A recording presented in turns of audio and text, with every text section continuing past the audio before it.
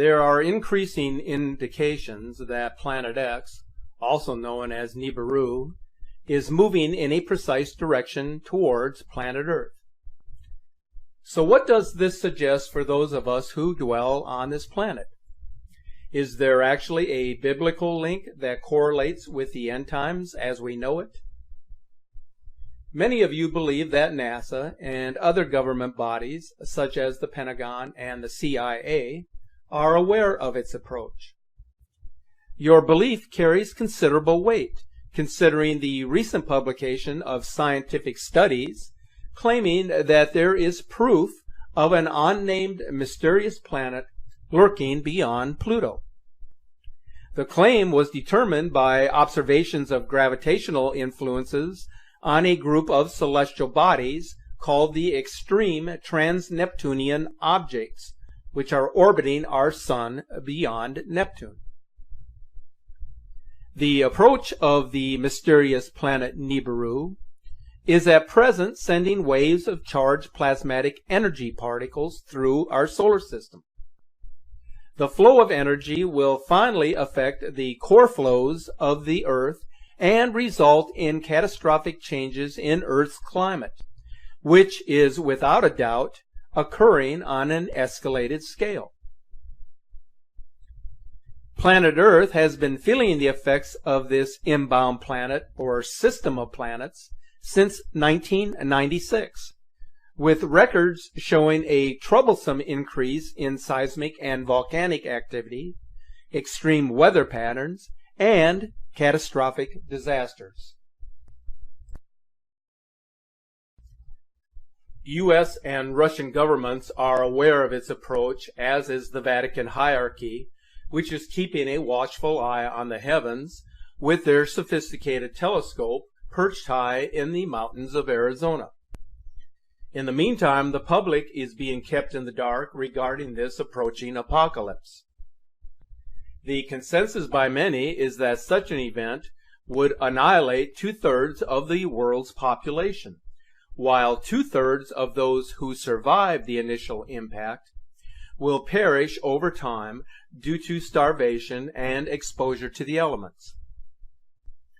The question that persists with respect to Planet X is whether this mysterious planet that scientists now claim exists beyond Pluto is the same planet that is believed to have wiped out much of humanity thousands of years ago. There is, however, more to the story than what meets the eye. Based on the research study known as extreme trans-Neptunian objects and the quasi mechanism signaling the presence of trans-Plutonian planets, posted in 2014 in the Journal Monthly Notices of the Royal Astronomical Society letters, there are at least 2 planets, part of our solar system, larger than Earth, lurking out there beyond Pluto, and whose existence can be noticed through their gravitational influences. So it is fair to say that NASA understands that these planetary objects are a serious threat to our civilization. It is widely perceived that researchers had proposed that the so-called Planet X was at least 10 times as large as Earth and was most likely situated at a distance of 250 astronomical units from our Sun, with an orbit of 10 to 20,000 years.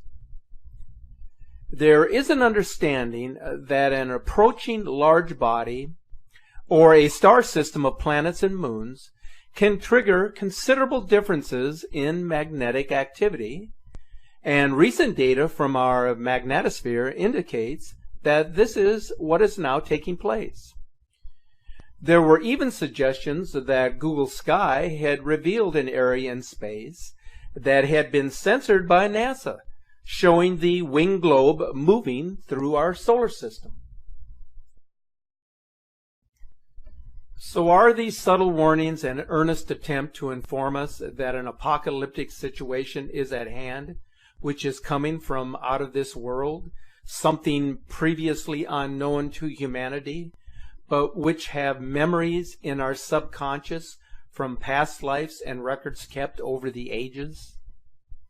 If we consider the ancient era of Atlantis and Lemuria and what happened to these civilizations, is it any wonder that NASA would redact the location of this incoming body on Google Sky or in their own imagery?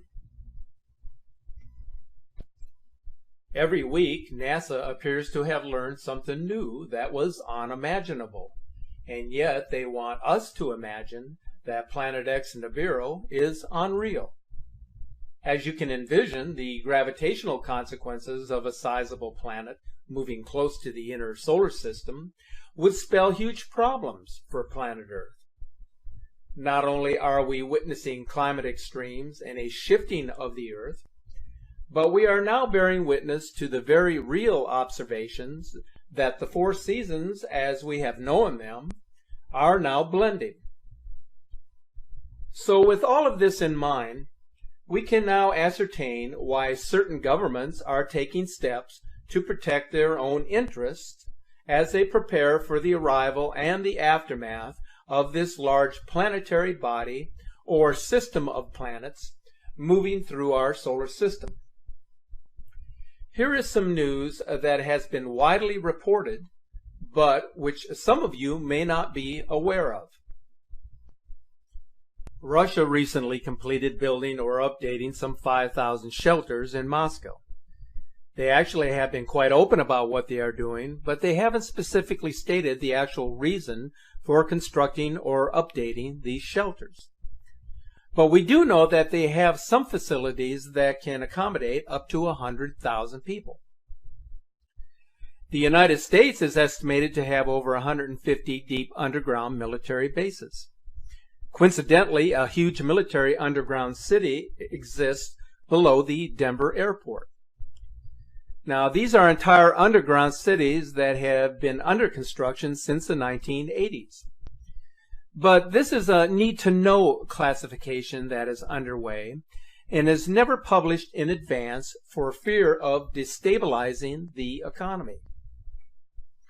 If you do any research of this topic, you are bound to run into various forms of disinformation. Now, some of it intentional, but much of it produced by uneducated individuals within the public. Until the discovery of Planet X, astronomers had regarded the writings of the ancient Sumerians about this object as legend. When Planet X was discovered in 1983, they suddenly learned that the Sumerians were not the primitive people they had been made out to be by intellectuals of today. Have you ever wondered what the real purpose of the Hubble Space Telescope was intended for?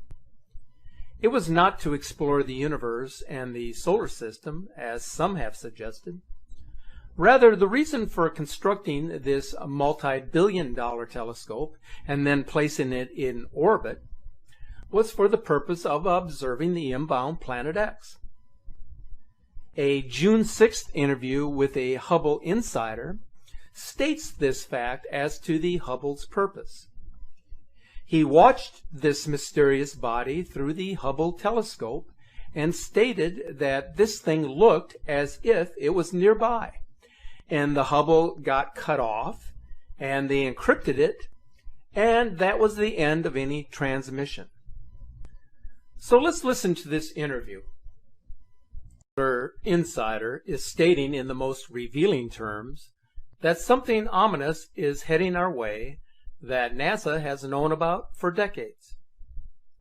Nibiru, aka Planet X, and referred to by the Vatican as wormwood, has a mass that is 3 to 5 times the mass of Jupiter.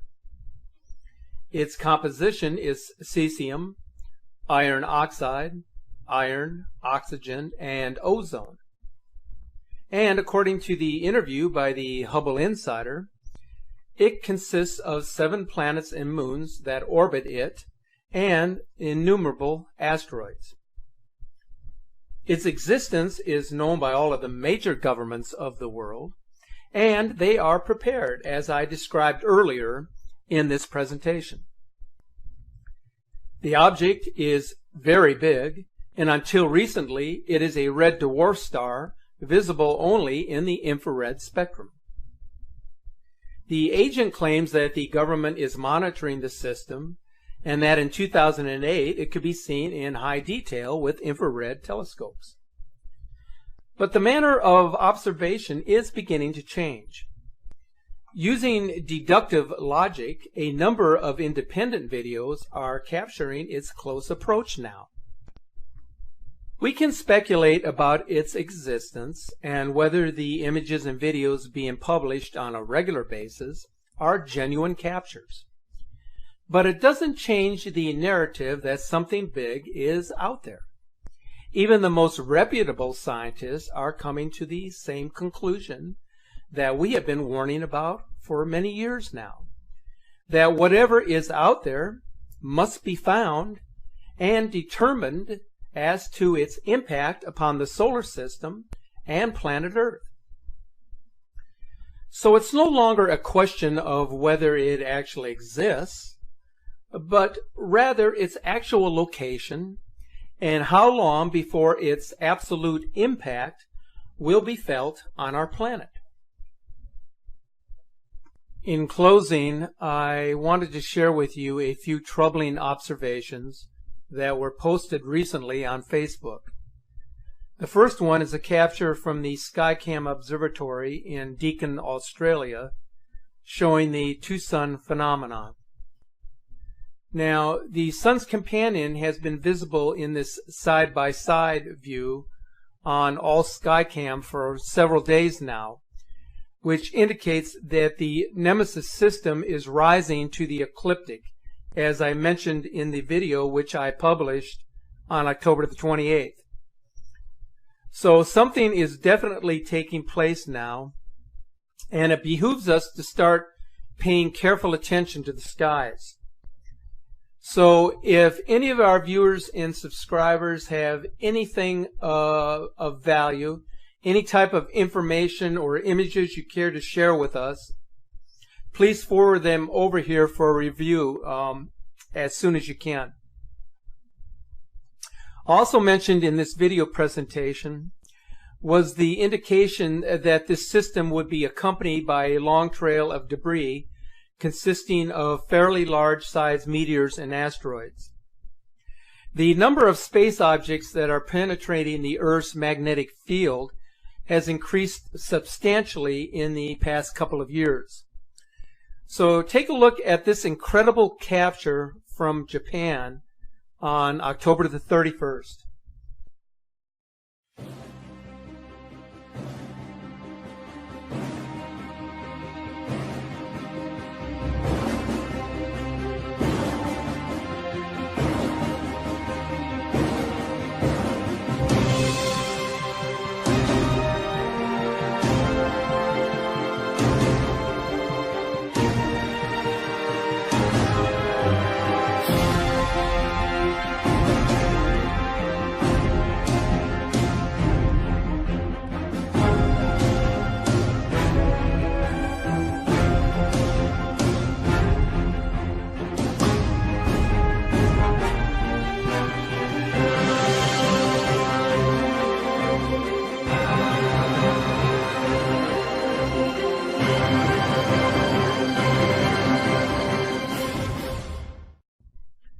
And finally, if this doesn't blow you away, check out this eerie sky captured from Las Palmas, Spain on October the 26th.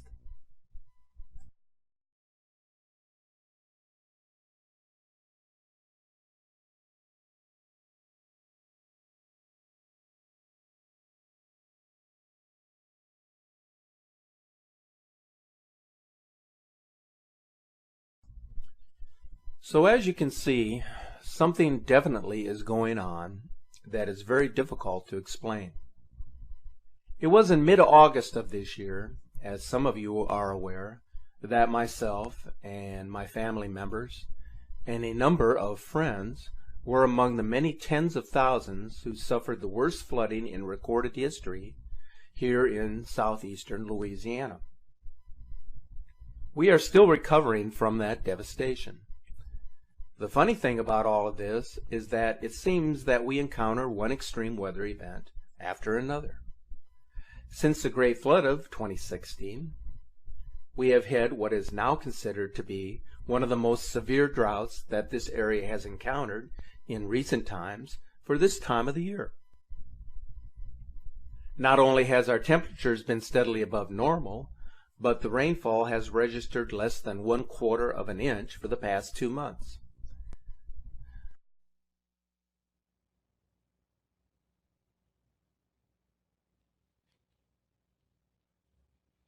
Good afternoon. My name is Dwayne Brown with the Office of Communications, and welcome to NASA headquarters. Today, NASA reveals near-Earth asteroid findings and implications for future research from the agency's Near-Earth Object Wide Field Infrared Survey Explorer, in short, NEOWISE. Today's information and graphics can be obtained on the web at www.nasa.gov/WISE. We will have brief presentations from our presenters, then open it up for questions at our NASA centers and the phone bridge. Before we get started, let me introduce you to today's speakers. First up, Lindley Johnson, NEO Program Executive, NASA Headquarters, Washington. Amy Meinzer, NEOWISE Principal Investigator, NASA's Jet Propulsion Laboratory, Pasadena, California.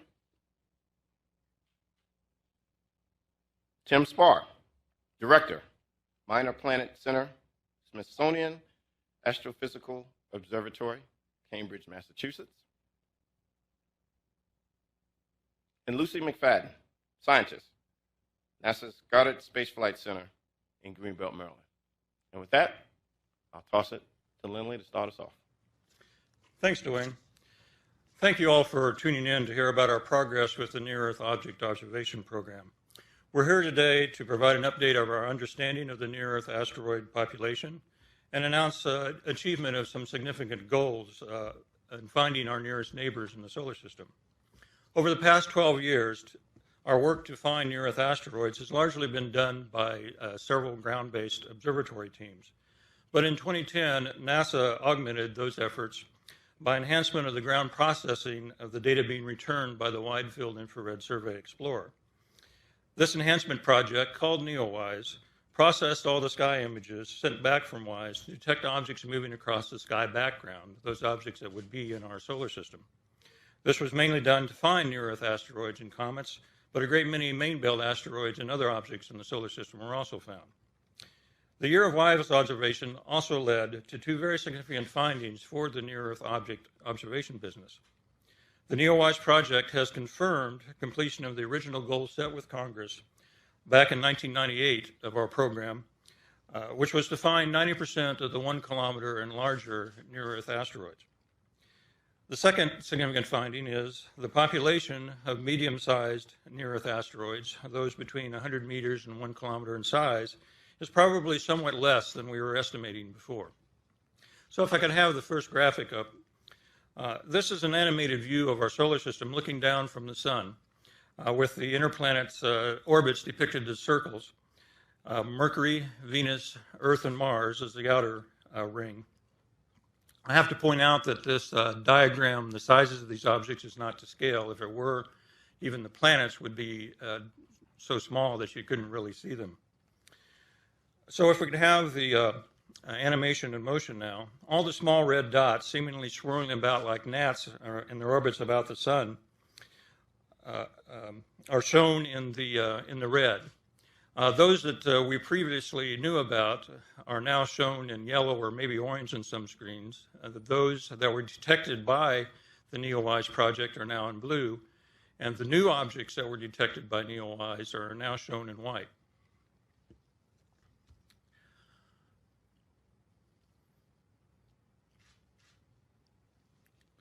From this sample that the NEOWISE project was able to find, we've projected a more accurate model of the overall population that is over 40% less in numbers, which we now compare here with the old model of the estimated population. So you can see considerably less numbers. So if this new model holds up, it will mean the number of 100-meter and larger near-Earth asteroids yet to be found is somewhat less. But even this new population, there are over 15,000 objects still to be found. It will take more capable systems and several more years of survey efforts to find these relatively small and dim objects. It's something like trying to detect a candle at the distance of the moon. To tell us more about the NEOWISE project is our principal investigator, Dr. Amy Mainzer. Well, thanks, Lindley, and thanks all of you for tuning in this afternoon. It's great to be here. WISE was a very short mission, and we're very happy to have these results to present so quickly. So as Lindley mentioned, we find that there are fewer near-Earth asteroids out there. However, it's very important to note that fewer does not mean none. And there are still tens of thousands that are out there that we need to find, that are left. As one of my colleagues at the Jet Propulsion Laboratory likes to say, the best 3 ways of dealing with the potential of an asteroid impact are to find them early, and find them early. If you can find near-Earth asteroids when they're far away, it would take far less energy to mitigate a potentially threatening object. So this is why we carry out surveys like the ones that Lindley has described and like NEOWISE. So one of the characteristics of NEOWISE is that it really was a fairly small telescope in a low Earth orbit. In fact, the telescope would kind of fit under your arm like this, so it's not particularly large. But by virtue of being in space and operating at infrared wavelengths, it's a very powerful telescope, and it turns out to be very good at finding asteroids and comets. Now, if you go to the first animation here, you can see a little representation of what WISE looks like going around the Earth. It's always pointing outward from the Earth, surveying the whole sky, and as the Earth goes around the Sun, this allows the telescope to very quickly and efficiently carry out a survey of the whole sky. And in fact, it was so fast we were able to survey the whole sky twice in infrared wavelengths in only 1 year. And you can see here a little representation of the difference between visible light and the infrared light that WISE was able to see. So this was a very efficient and effective way of surveying the sky. And the original purpose of the mission was actually to study cool stars in very distant galaxies, and it's doing a great job of that. However, it turns out to also be very good at detecting asteroids. This is because it's using infrared light. If we look at the next slide here, we can see 2 asteroids. We can see a close-up of them. One is very bright and kind of shiny, more reflective, and the other one is very dark, like a piece of charcoal or barbecue soot at the bottom of your barbecue. They're both the same size, however. Now, when we're close up to these asteroids, you can actually see that they're the same size. But the problem is, most of the time, we're not close up to the asteroids. If we roll the animation, we can start to see what happens next. When we're close up, it's easy to get a very good estimate of their sizes, but now imagine that they're far away and we're observing them through a very distant telescope. Even if they're at the same distance, to this visible light telescope, the one that is brighter is going to appear brighter to the visible light telescope, and the one that's darker looks fainter. However, if we can look with an infrared telescope, what we're seeing now is actually heat that's being emitted from the objects. And so to the infrared telescope, they look the same brightness. And from that, we're able to determine their sizes. The other benefit of this is it means that infrared telescopes are less intrinsically biased against finding small, dark near-Earth asteroids. And this gives us a better representative sample of the true population. So with NEOWISE, we didn't go out and find every single asteroid that's out there, but we got a good representative sample, kind of like doing a census, where you take a poll of a small subset of people that you think is representative of what everybody thinks. And so that's what we've been able to do with NEOWISE. If we go to our next chart, we can see how these results have applied. If we look at the very largest asteroids, these are 1 kilometer and larger objects. So these are the planet busters. These are the things that are like the one that is thought to have caused the extinction of the dinosaurs. The good news here is that with NEOWISE, we've been able to confirm that the worldwide community of astronomers, both amateur and professional, all over the place, have now found more than 90% of all of these really big asteroids. And that's represented as the filled-in asteroids, the ones that look sort of tan. We believe that there are something like 981 in the total population. And this is very close to the original estimate of about 1,000 objects. That's what you see in the blue outline right there. The green outline represents the difference in our prediction with NEOWISE. So we're saying the total number is about the same, but the new thing here is that we can now confirm that we have met the so-called SpaceGuard goal of finding 90% of all the 1-kilometer asteroids. So we know where they are, and by virtue of the fact that we know these objects and we know their orbits, we can predict that they are no longer hazardous to Earth, in the sense that we can follow them, and we know that there are none that pose any imminent risk of an impact. If we look at smaller sizes with the NEOWISE data, if we go to the next line in the chart, you can start to see the differences in the previous prediction of the population versus our prediction of the population.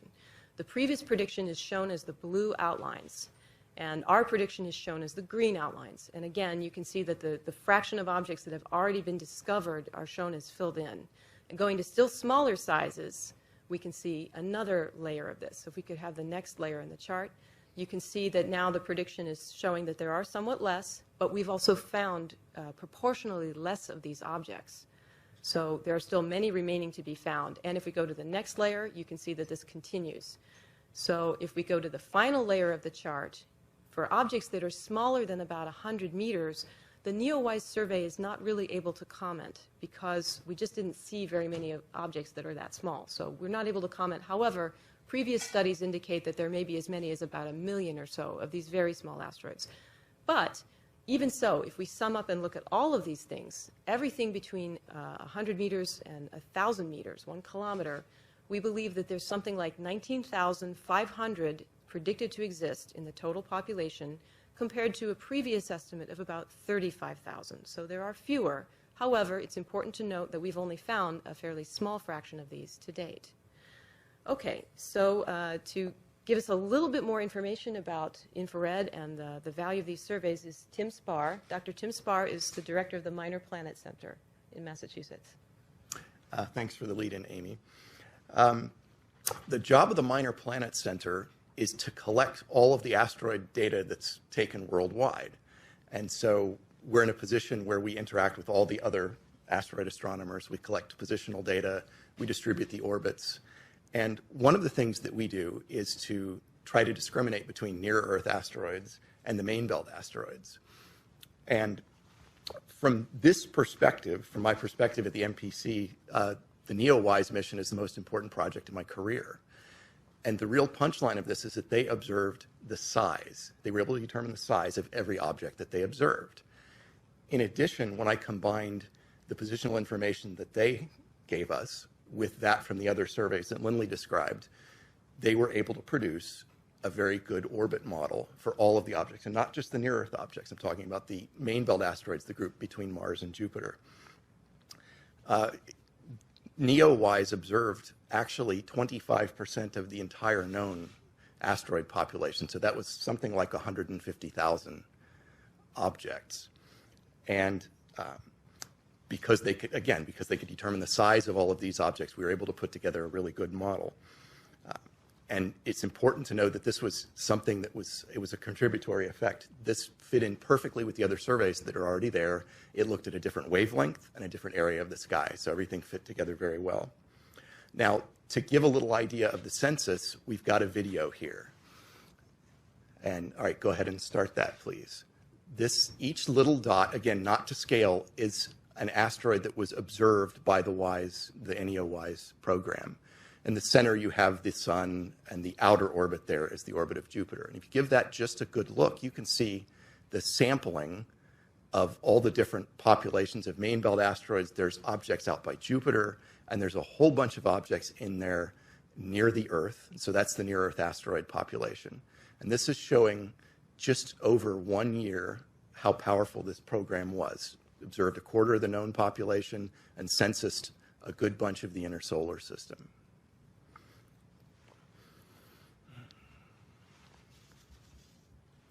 So I would like to give sort of a little information on how the spacecraft works in terms of determining the sizes, and we want to make sure we get this through. So the next picture that we have here is a visible light image. This would be what you would see.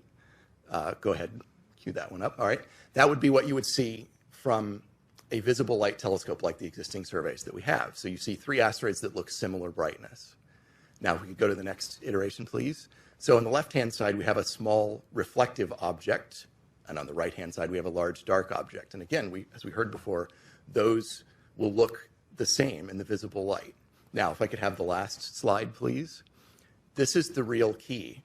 In the infrared light, we get a discrimination in the size from NEOWISE. And so on the left-hand side, the smallest object actually looks to be the dimmest in the NEOWISE images, and the right-hand side, the largest object, looks to be the brightest. This is really the most important part of it. If you think of trying to do a census, you need to know the actual physical characteristics of the object, and this is what we get from NEOWISE. We got the actual sizes, and as we take a fraction of the population, we can extend that, knowing the size and the orbit characteristics, to the whole asteroid population. And that, to me, is why it was so important. Now, I would like to hand things over to Dr. Lucy McFadden to drill down into some of the other aspects of the project and other NASA missions.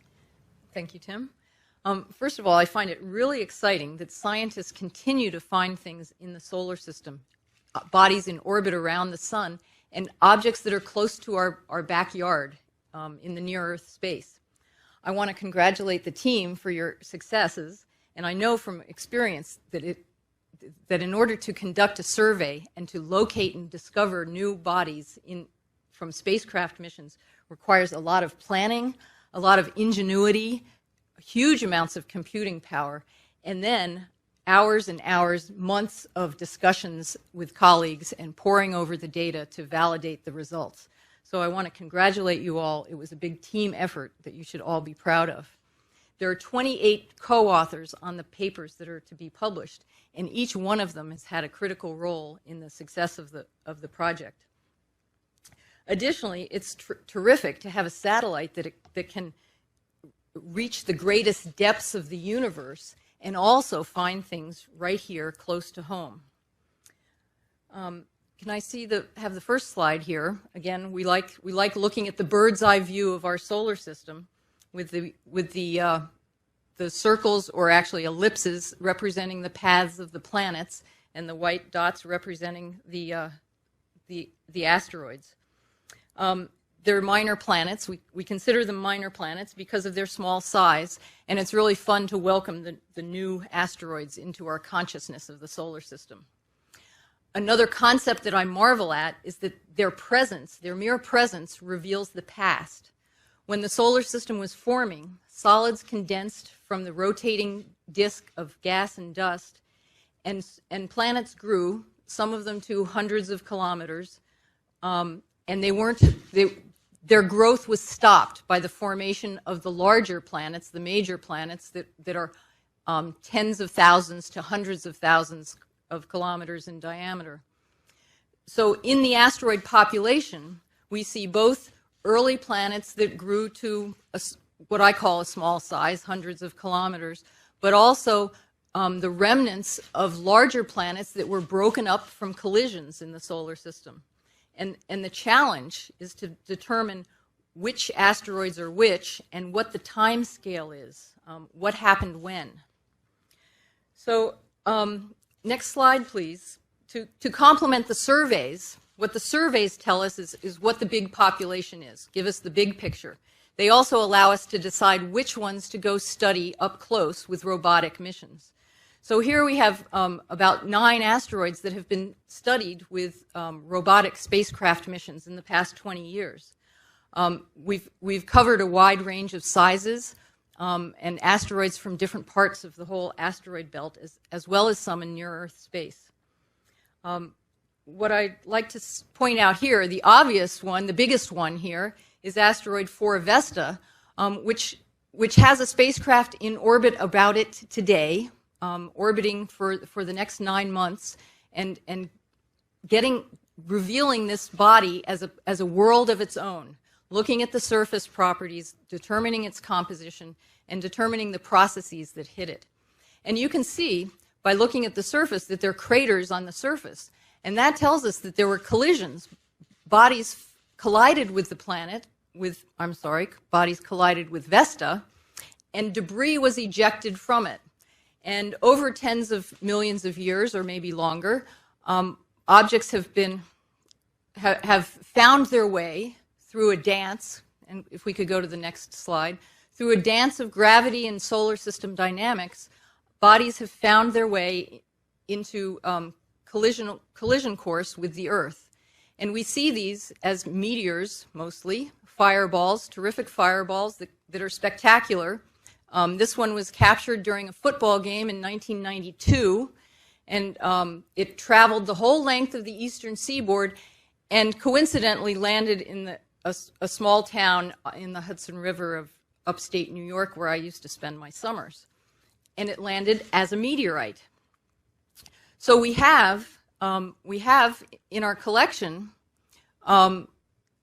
meteorites that have landed on Earth. And as an example here, we're showing a picture of myself on a scientific expedition in 2008 looking for the remnants of an asteroid that was discovered by astronomers with their telescope, who determined that the asteroid was going to collide with Earth, and it broke up in the Earth's atmosphere, just as the Peekskill meteorite did. And through communications and precise calculations and measurements, we were able to determine the location of the meteorite fall and actually travel with students from University of Khartoum and search for these meteorites and recover them. So we have these samples here, which now cosmochemists can study in their laboratories and give us yet more detail on the processes and the history of products and processes in the solar system. So what we've done is going from points of light amidst the infrared glow of the universe to rocks from space that tell us about the solar system's 4.5 billion year existence. And then, instead of just being afraid of asteroid impact disasters, these objects can tell us information about the solar system that we can just marvel at. Thanks, Lucy, for summing this all up. And just to pull it all together for what we've learned today from the NEOWISE project so far, is today we have good news with some important caveats. So we've learned with NEOWISE that the worldwide community of astronomers looking at near-Earth asteroids have found 93% of all the really big near-Earth asteroids that we think are out there. And this has substantially reduced the risk of an impact that is not warned. In other words, we know now where most of them are and where most of them are going. That really has reduced our risk of an unwarned impact from a really big one. Also, we predict that there are somewhat fewer medium-sized asteroids out there in near-Earth space. But fewer does not mean none, and there are still tens of thousands out there that are left to find. So we still need to keep going on the survey efforts. We have a lot of work left to do, much more research, and we still need to specifically analyze the subset of near-Earth asteroids that get really close to the Earth. But overall, at this point, our understanding of the near-Earth asteroid population has been significantly improved, and we believe that the hazard to the Earth may be somewhat less. Thank you. All right, thank you all. And now we're going to transition into the question and answer period. We're going to first start down at the Kennedy Space Center, where we have one question and a follow-up, and then we'll go to the phone bridge. Kennedy?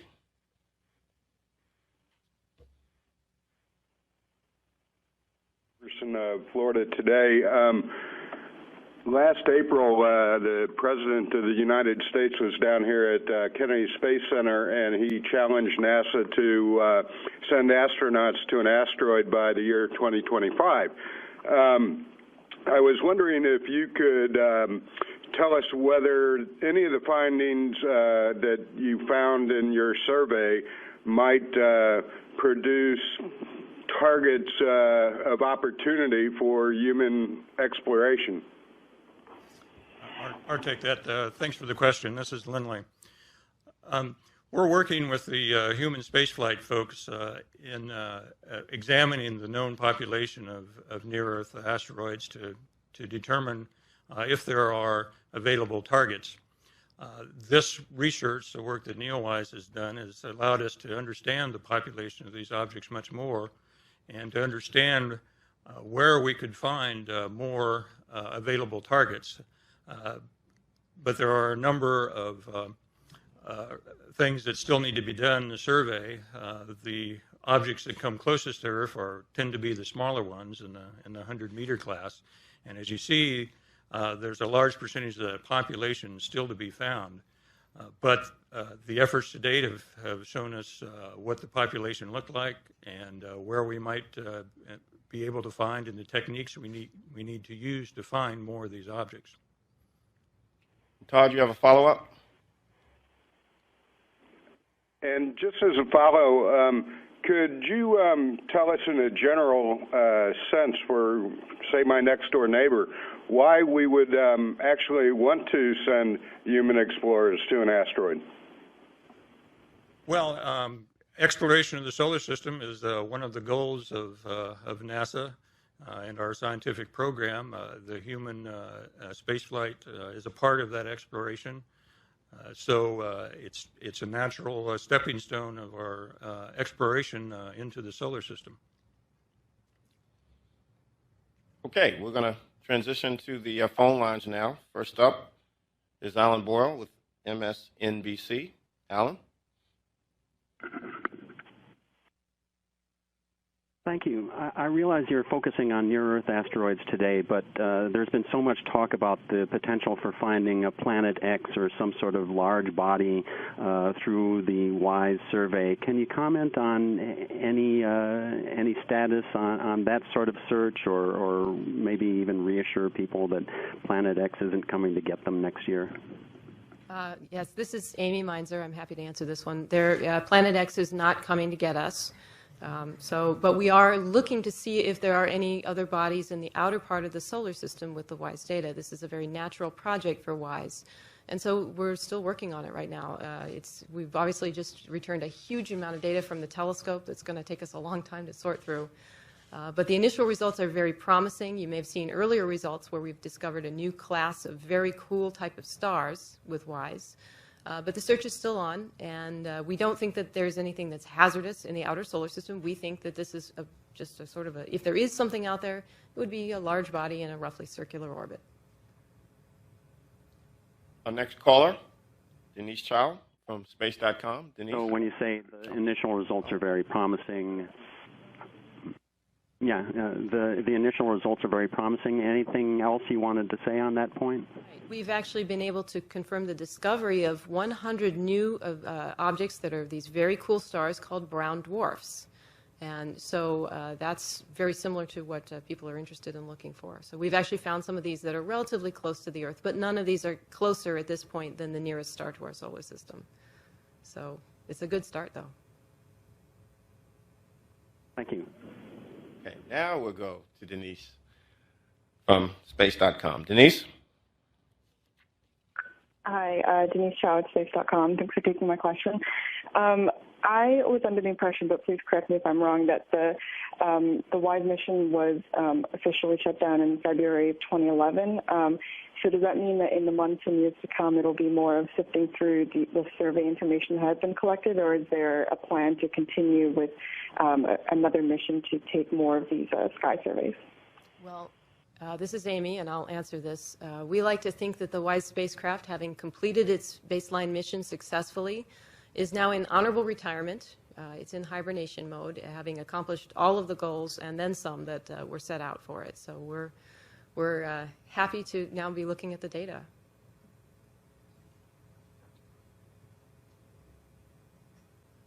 Okay. Next up is Nell Greenfield-Boyce from NPR. Nell? Be able to explain the benefits. Oh, sorry. Just the benefits of having a manned mission to an asteroid as opposed to just collecting samples robotically.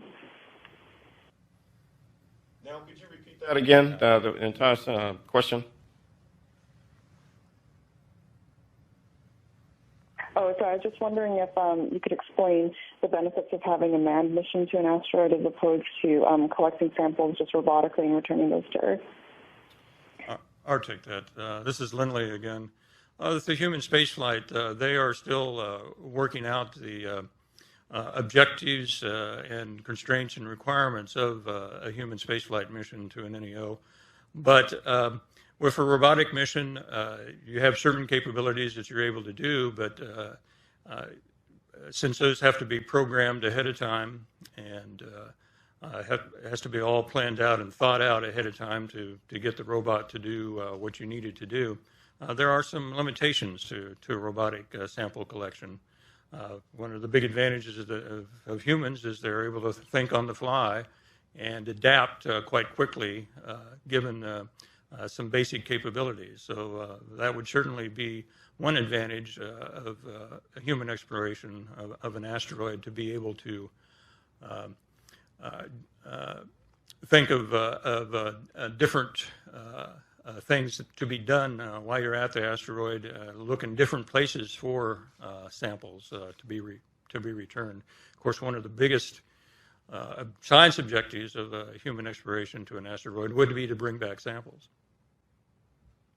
And Neil, do you have a follow-up?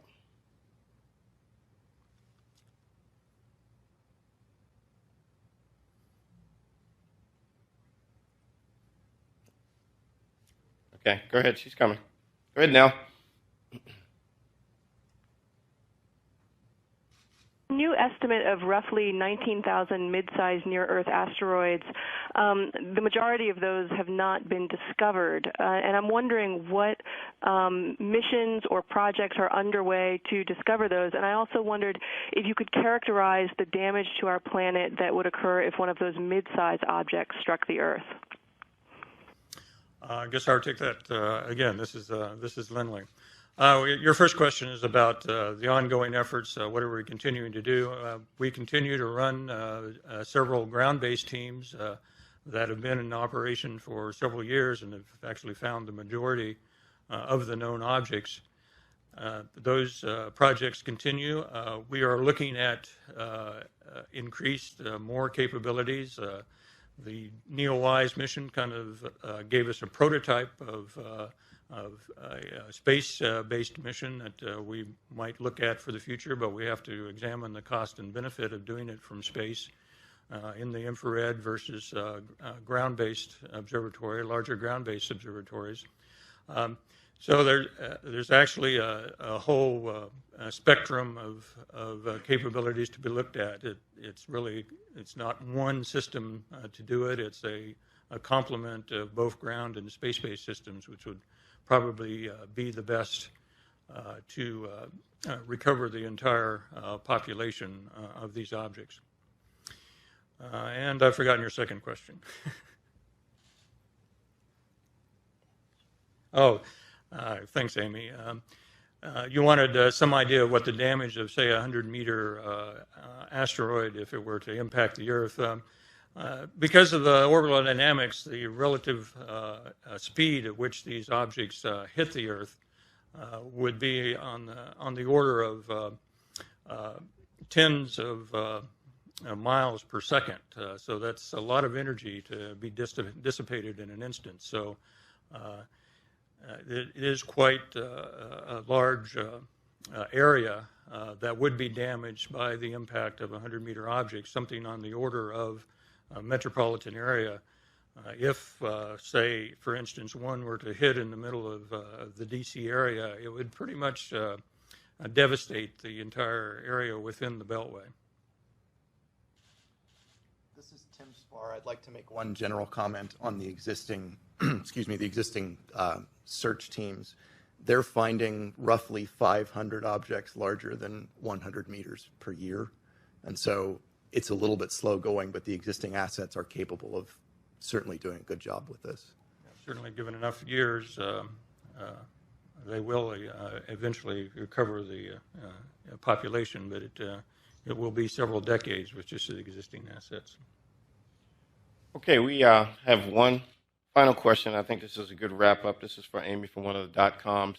With all this data, what are the next steps? One of the most exciting things about having data from a spacecraft like WISE and the NEOWISE project is that there's just so many different things you can do with it. One of the things we're very interested in studying is the subset of near-Earth asteroids that are considered potentially hazardous, meaning that they have orbits that take them very close to the Earth. We're going to be looking at those in greater detail. We're also going to be studying asteroids in the main belt between Mars and Jupiter. And so we've just got a lot of good things left to do, and it's going to keep us busy for a long time. If I might add to that, subset of the population that Amy talks about, those that have closest encounters with Earth, that's also the population of objects which will make the best human spaceflight targets. So they're of particular interest for not just a hazard, but for exploration destinations. Okay, that's going to wrap up here, and would like to remind folks that go to www.nasa.gov/wise for the information presented today. Also, our participants are available for follow-up interviews. Just contact my office, 202-358-1726. Thank you for joining us. Science never sleeps.